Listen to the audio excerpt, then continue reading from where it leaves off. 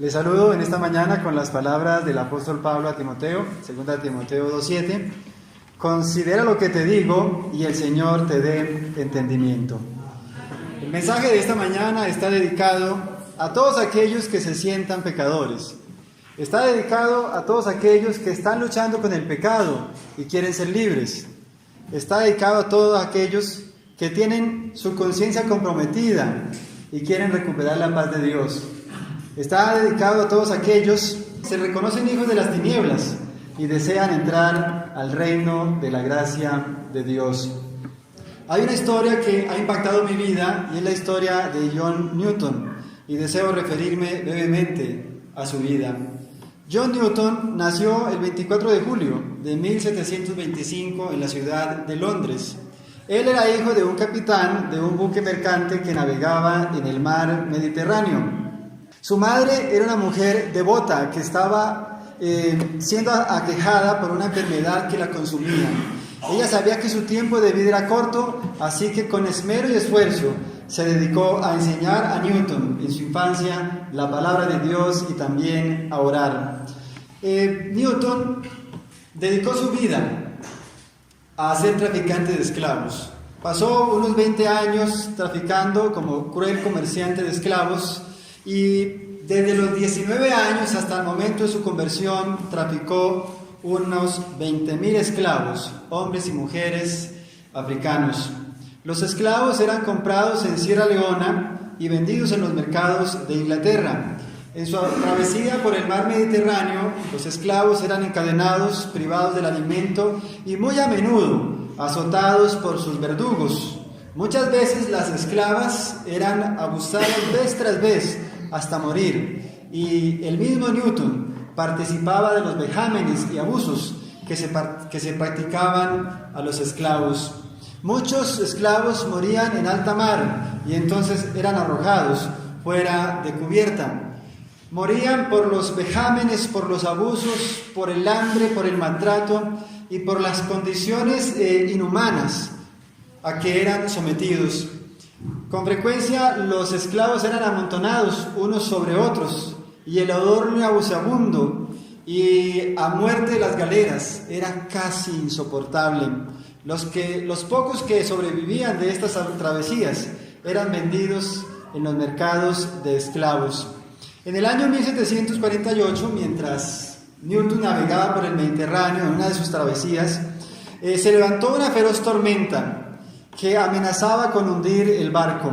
Parecía que el juicio de Dios había llegado, y Newton, que en su infancia aprendiera a orar y aprendiera la palabra de Dios, en ese momento cuando todo parecía perdido, cuando el barco parecía naufragar, cuando las vidas parecían perderse, después de haber arrojado muchos esclavos al mar y no poder hacer ya nada para librar la embarcación, Newton, en un intento desesperado, se arrodilló e hizo una oración implorando la misericordia de Dios.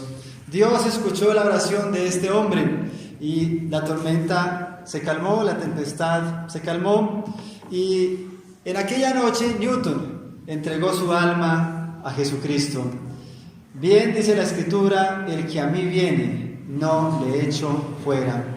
Fue en esa noche que un hombre pecador, un libertino y disoluto como John Newton, comprobara que Dios sí existe, porque había escuchado su oración, pese a que era un hombre vil, degradado. Tras esa experiencia, Newton se convirtió al cristianismo y más tarde se hizo pastor de la iglesia anglicana. Unos años más adelante, en 1773, Newton compuso las estrofas del himno más emblemático del cristianismo, Sublime Gracia. Este himno se ha convertido en una joya de la música. Este himno fue cantado por los indios Cherokee cuando fueron obligados a abandonar sus tierras en lo que se llamó el Sendero de las Lágrimas. Fue cantado en 1960 en la movilización que hubo en Estados Unidos en favor de los derechos humanos. Fue cantado en 1963 en el famoso sermón de Martin Luther King, cuando abogaba por las libertades, cuando dijo: tengo un sueño. Fue cantado en 1989, cuando cayó el muro de Berlín, se acabó el comunismo. Fue cantado en 1990, cuando Nelson Mandela salió de la prisión tras 27 años, tras las rejas. Fue cantado en el año 2005, cuando pasó el huracán Katrina, y hoy es cantado en iglesias y hogares. Es un himno que está escrito en escala pentatónica, que con solo 5 notas ha hecho vibrar el corazón de la cristiandad desde que fuera escrito. Las últimas palabras de Newton fueron: mi memoria casi se ha ido, pero recuerdo 2 cosas. Una, que soy un gran pecador, y 2, que Cristo es un gran Salvador. La vida de Newton es una ilustración de lo que la gracia de Dios puede hacer en nuestras vidas. La vida de Newton es una ilustración de cómo la gracia de Dios puede tomar a un hombre libertino, a un hombre disoluto, a un hombre que había descendido a las más bajas profundidades del pecado y puede elevarlo a la altura más alta. Newton fue elevado del estercolero al trono de la gracia de Dios y hecho participante en Cristo de los lugares celestiales. Siendo un hombre condenado a la perdición eterna, se tornó por la gracia de Dios un heredero al reino de gloria de Cristo Jesús nuestro Señor. Ese es el reino de la gracia, un reino de bondad, un reino de perdón, un reino de reconciliación, un reino de misericordia. El rey David cometió adulterio y para cubrir su adulterio se apresuró a cometer asesinato. Pero Dios, cuando David vino arrepentido y humillado, lo perdonó.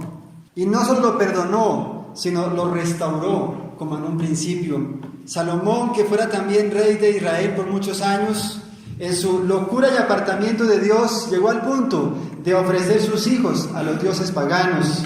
Pero cuando Salomón se hubo humillado, Dios lo perdonó, por cuanto él se humilló en arrepentimiento. La samaritana, de quien el deseado de toda la gente la describe como siendo una paria de la sociedad, una mujer que había llevado una vida de pecado y vergüenza, una mujer que se sentía avergonzada y humillada al punto que evitaba todo contacto con la sociedad, tanto que ella salía a recoger agua al pozo al mediodía, cuando el sol estaba en su cenit, cuando no habían personas, para evitar el contacto con las personas y ser humillada por su vida disoluta. Ella fue a sacar agua del pozo, se encuentra Jesús, y en esa ocasión Jesús le extendió su amor, le brindó su perdón, le extendió su gracia. Y esta, que había sido un caso perdido, esta que había sido un escándalo de la sociedad, se tornó en una mujer entregada, en una mujer consagrada, en una mujer misionera, en una mujer que vivió una vida con propósito, en una mujer fervorosa, al punto que toda Samaria conoció el Evangelio por el testimonio de esta mujer. Esa es la gracia de Dios. La gracia de Dios tiene poder para restaurar nuestra vida. Usted, mujer que sufre por su marido inconverso, no desmaye. La gracia de Dios hará el milagro que usted necesita si persevera. No se desanime. Dios triunfará. Dios es especialista en los casos que vemos perdidos. Necesitamos perseverar. Usted, madre, que anhela ver a sus hijos convertidos, entregados a Jesucristo, continúe trabajando por ellos. No deje de orar. Continúe perseverando. Si usted persevera, donde hoy solo hay secadal, Dios puede hacer un fructífero manantial. Dios puede traer sus hijos a los pies de Jesucristo, sacarlos del reino de las tinieblas y establecerlos en el reino de la gracia, para que en el reino de la gracia sean transformados y por la misma gracia de Dios puedan ser participantes del reino de la gloria. La gracia de Jesús puede tomar una vida accidentada por el pecado, una vida que ha sido arruinada y degradada, y restaurarla hasta hacerla sublime como los cielos. La gracia de Dios no es de ahora. La gracia de Dios se instituyó en el mismo instante que se presentó el pecado en el mundo. El reino de la gracia fue instituido inmediatamente después de la caída del hombre, cuando se ideó un plan para la redención de la raza culpable. Sin embargo, es bueno decir que el reino de la gracia no se estableció en realidad, sino hasta la muerte de nuestro Señor Jesucristo. Cuando el Salvador muriera en la cruz, cuando hubo rendido su último aliento y exclamado, consumado es, el reino de la gracia quedó establecido para siempre y para no ser jamás conmovido por las potestades de las tinieblas. Cuando Cristo fue herido, cuando Cristo fue molido por nuestros pecados, cuando el castigo de nuestra paz fue sobre Él y por su llaga fuimos curados, se estableció entonces firmemente el reino de la gracia para no ser conmovido. Cristo ha hecho que su gracia es perdonadora, que su gracia reconciliadora, que su gracia transformadora sea accesible a todos. Bien, dice la Biblia, Él es el sacrificio por nuestros pecados, y no solamente por los nuestros, sino también por los pecados de todo el mundo. Podríamos decir con verdad que la gran diferencia entre el cristianismo y el paganismo es que en el paganismo los dioses exigen sacrificios, entre tanto que en el cristianismo Dios ha hecho el sacrificio. La Biblia dice, porque de tal manera amó Dios al mundo que ha dado a su Hijo unigénito, para que todo aquel que en Él crea no se pierda, mas tenga vida eterna. Jesucristo se sacrificó por nuestra redención. Jesucristo es el sacrificio por nuestros pecados. Jesucristo se humilló para nuestra exaltación. Bien dice la Escritura que la gracia vino por Jesús. Juan 1:17, porque la ley por Moisés fue dada, mas la gracia y la verdad vinieron por medio de Jesucristo. Maravillosa gracia que nos ha llegado por Jesucristo.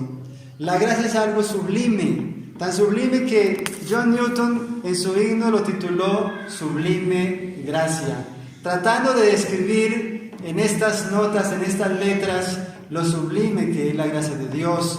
El poeta en su idilio se queda corto para tratar de definir lo que es la gracia de Dios. La gracia de Dios es como el viento suave que nos abriga en la ansiedad. La gracia de Dios es el sol que nos abriga en el frío del desaliento. La gracia de Dios es la canción que nos alegra en la tristeza. La gracia de Dios es el agua que apaga los incendios del alma.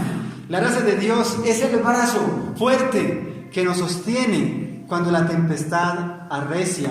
Maravillosa gracia es el bálsamo que sana las heridas del pecado. Juan capítulo 8 describe la experiencia de una mujer adúltera, por cierto. Esta mujer, allá en el pecado, fue traída de rastra a los pies de Jesús. Y en esa ocasión, cuando la traen y la botan a tierra, ella postrada en tierra está herida, está sin moral, está sin autoestima, está sin esperanzas, está frustrada. Además de todo esto, está con miedo. No ve salida a su situación, solo pensaba que ese momento era ya su último momento. Ella creía que su vida de pecado era ya un caso perdido. Pero Jesús hizo por esta mujer lo que nadie puede hacer, le devolvió las esperanzas. Jesús le dijo a esta mujer estas alentadoras palabras: mujer, ni yo te condeno, vete y no peques más. Estas palabras significaron para esta mujer adúltera el inicio de una nueva vida. Y quedó probado que el ser humano no es destruido por haber pecado, sino que el ser humano es destruido por rechazar el ofrecimiento de la misericordia perdonadora de Dios. Jesús le extendió el perdón a esta mujer y también le extendió su gracia para que por su gracia ella llegase a vivir una vida renovada. Esta mujer, que había sido un escándalo de la sociedad, se convirtió por la gracia de Cristo en una epístola viviente de su amor. Si usted, pecador, que está hoy aquí en este recinto, se siente perdido, es hora que usted decida seriamente venir a Jesucristo. Y Jesucristo, con su gracia, extenderá su perdón sobre sus pecados, quitará esa carga que pesa sobre sus espaldas, y Él, con su gracia, le dotará de poder para vivir una vida nueva, una vida renovada. Hay dos sencillas definiciones de gracia y quisiera decirlas. Efesios capítulo 2, versículo 8, porque por gracia sois salvos, por medio de la fe, y esto no de vosotros, pues es don de Dios.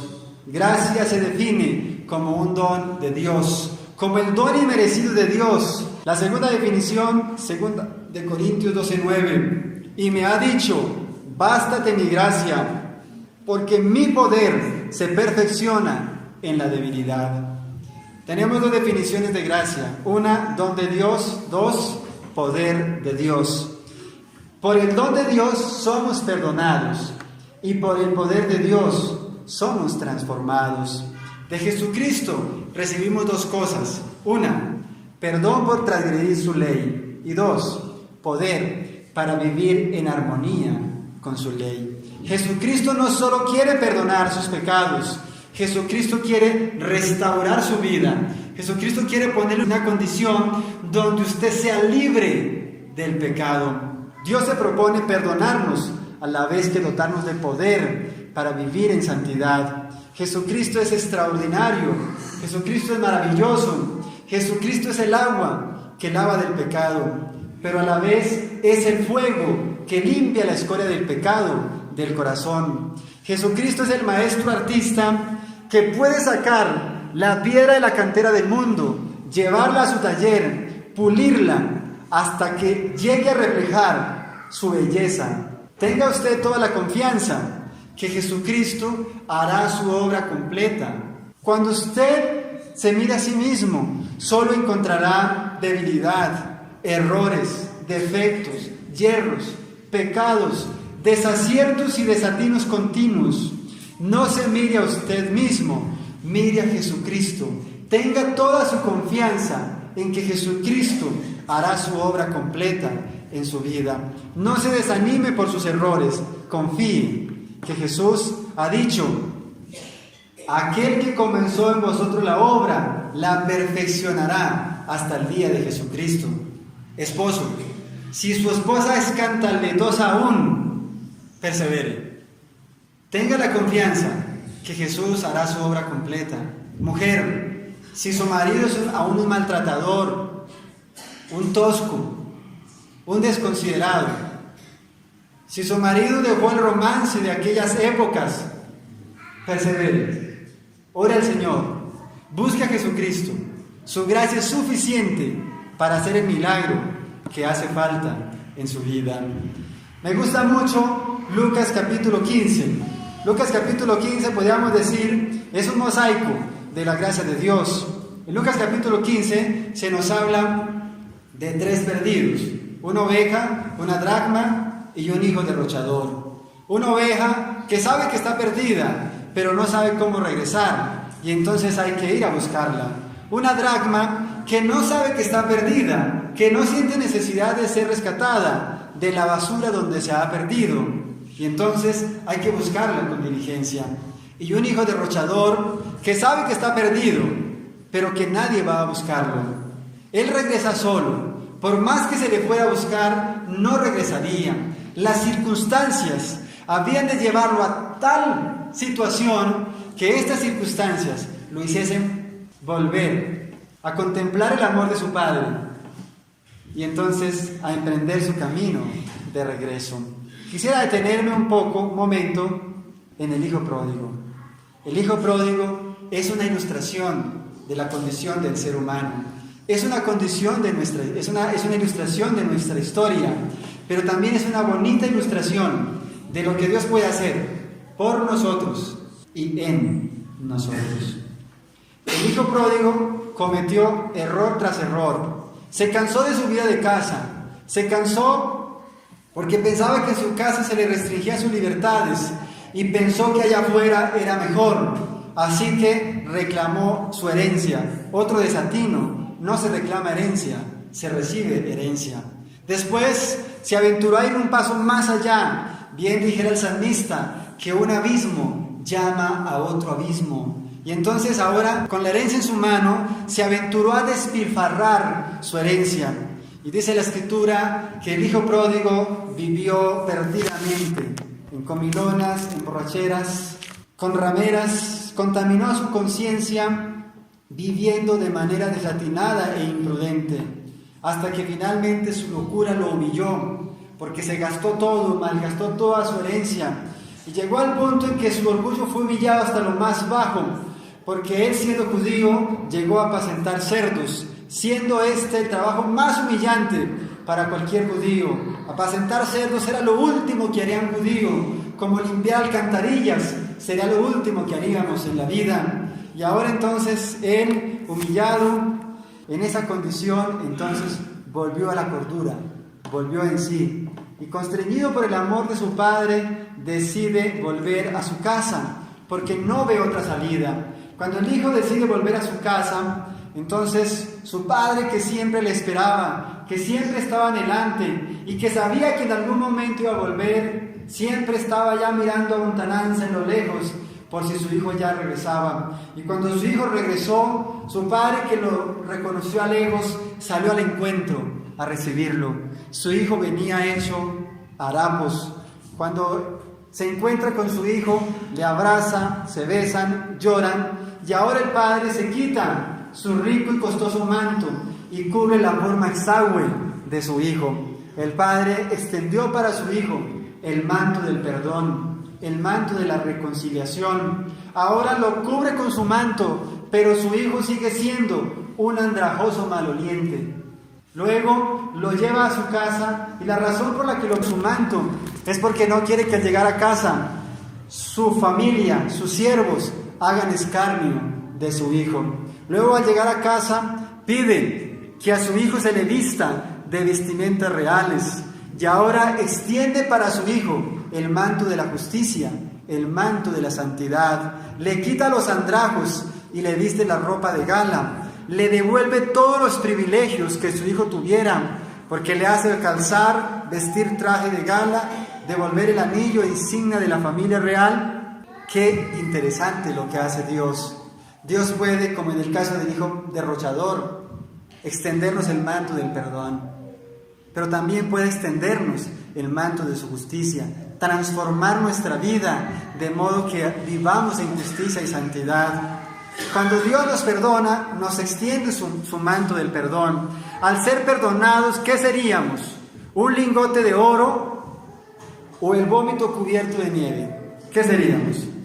Interesante, ¿no? El hijo fue cubierto con el rico y costoso manto de su padre, pero seguía siendo un andrajoso maloliente. Luego el padre hace entonces que se le quite los andrajos al hijo y se le vista el traje de gala. Jesucristo no quiere perdonar solo sus pecados, quiere transformar su vida, quiere hacerlo oro puro para su reino.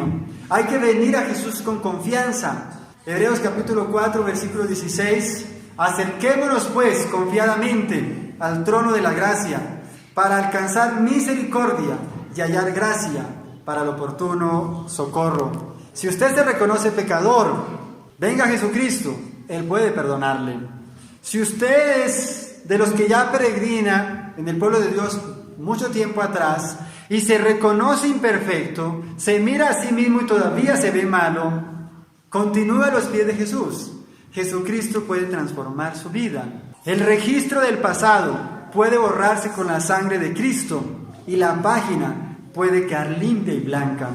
Todos llevamos a las espaldas un pasado oscuro. Todos llevamos a las espaldas un pasado no deseado. Contra nosotros hay una carta que testifica. ¿Cuántos quisiéramos que esa carta fuese destruida lo más pronto? Isaías dice, capítulo 1, versículo 18, venid luego, dice Jehová, y estemos a cuenta. Si vuestros pecados fuesen como la grana, como la nieve serán emblanquecidos. Si fuesen rojos como el carmesí, vendrán a ser como blanca lana. Tenga presente que Jesús perdona su pasado, restaura su presente y ha prometido bendecir su futuro. ¿Está usted siendo transformado? ¿Es usted un esposo cada vez más considerado con su esposa? ¿Es usted una mujer sumisa hoy? Necesitamos gracia que transforme el corazón. La gracia externa no es suficiente. Muchos cambian de situación, pero no han cambiado de estado. Jesús no se propone solo cambiar nuestra situación, Jesús quiere cambiar nuestro estado. Primera de Pedro 1:3, Jesús quiere hacernos renacer para una esperanza viva. ¿Para una esperanza qué? Viva. Conocí una experiencia extraordinaria de un pastor en Puerto Tejada.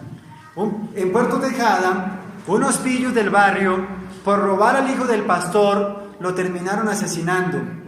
En el proceso del juicio, que se halló que el criminal, el hijo del pastor, era un hijo de la calle, era un muchacho huérfano, un desheredado del mundo, un muchacho de 14 años que robaba para sobrevivir.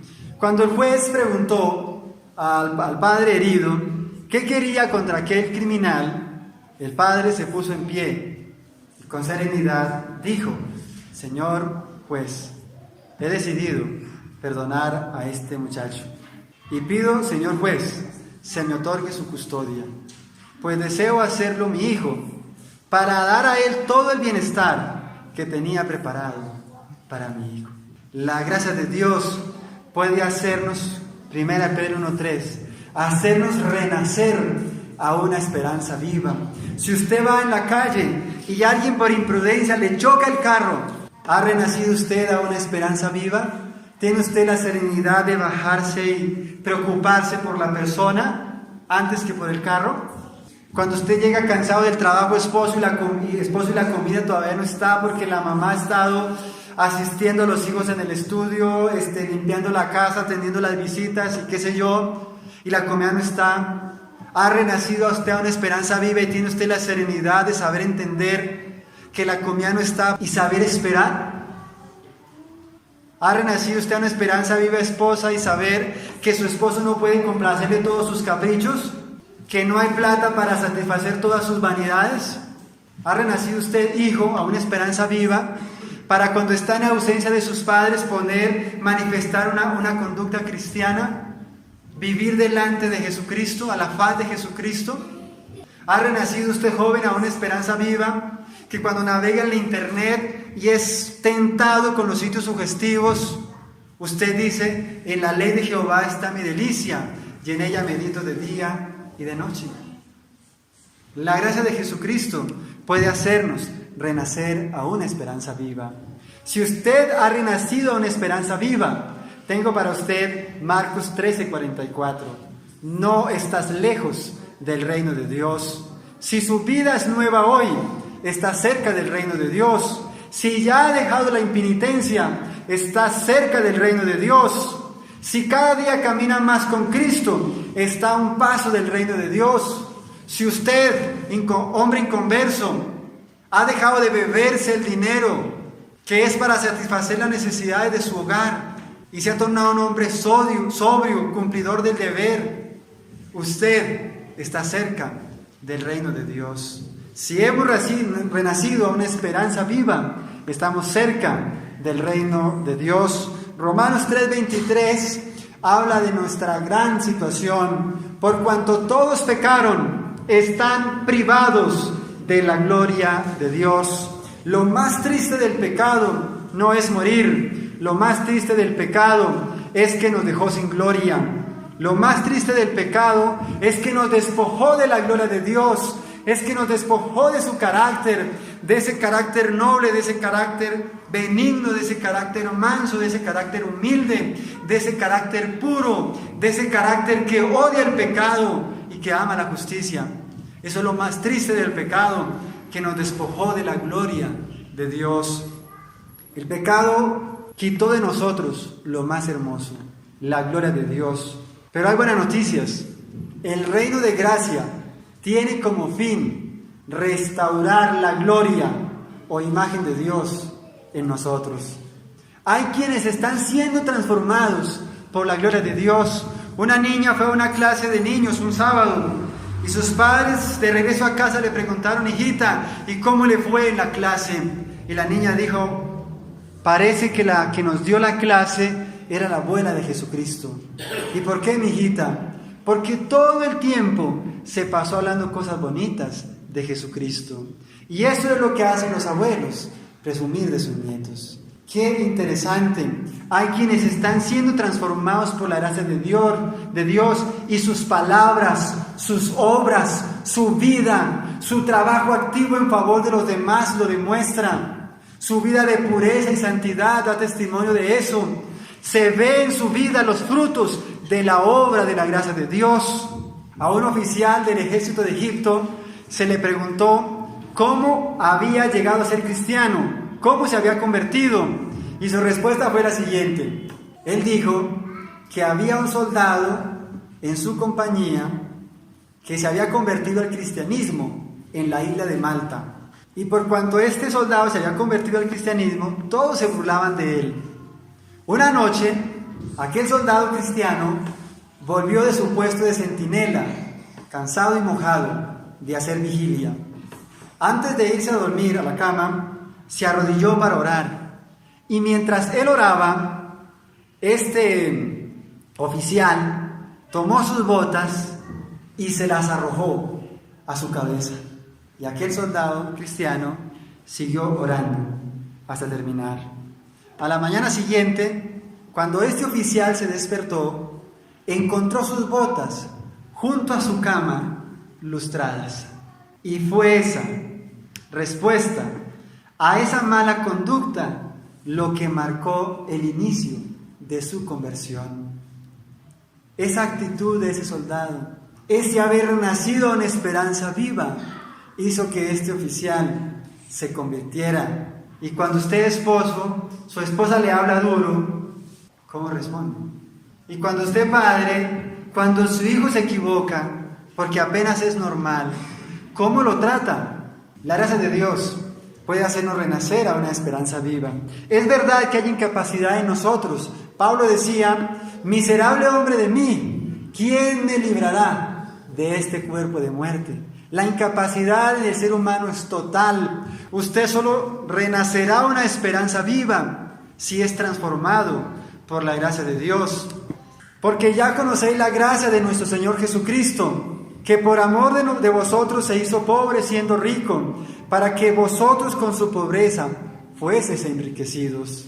Antes de ostentar la corona en el reino de la gloria, Jesús había de llevar la cruz y vencer al reino de las tinieblas.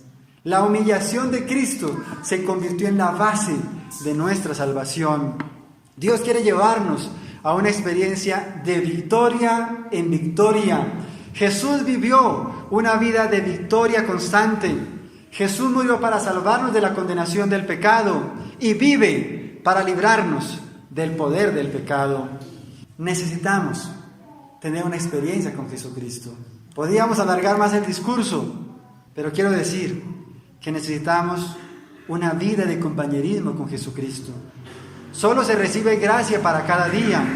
El maná caía solo para cada día. 40 años recibió maná en Israel en el desierto, pero el maná caía cada día. Solo recibimos gracia para cada día. ¿Quiere usted renacer a una esperanza viva? Entonces venga Jesucristo cada día. Venga buscándolo en oración, en comunión. Viva su día a día en oración y comunión con Dios. Y entonces Jesús le hará renacer a una esperanza viva. Que en su vivir, que en su actuar, que en su rostro, que en su conversar, en su plática, se vea la experiencia de la gracia de Dios, la transformación de la gracia de Dios. Hoy es el día para consagrarnos a Jesucristo.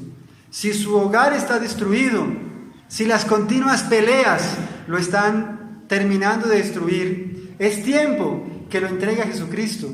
No vacile más. Si su negocio está pronto de quebrarse, si va de mal en peor, póngalo en las manos de Jesucristo. Él tiene el poder para salvarlo. Si su cónyuge aún es infiel, venga a Dios en oración. No se ponga a pelear con él. Pelee la batalla de la fe con Dios y su gracia podrá hacer el milagro.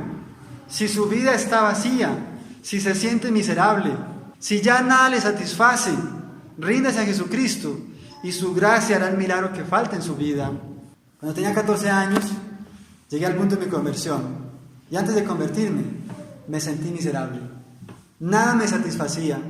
Me invitaban al billar, iba al billar y salía del billar miserable, vacío. Salía de beber, vacío. Me invitaban a una fiesta del colegio, fui a la fiesta, me sacaban a bailar, bailé, pero me ausenté de la fiesta porque me sentía miserable y vacío. Nada me satisfacía. Estaba trabajando, estaba estudiando, era independiente ya a los 14 años, pero me sentía miserable, me sentía perdido, me sentía vacío. Había una angustia en mi alma que nada la satisfacía, hasta que rendí mi vida a Jesucristo. Y Jesucristo hizo la diferencia en mi vida, el cual nos ha librado de la potestad de las tinieblas y trasladado al reino de su amado Hijo. Doy gracias porque Jesucristo me encontró, porque me libró de las tinieblas y en su gracia me trasladó al reino de su amado Hijo.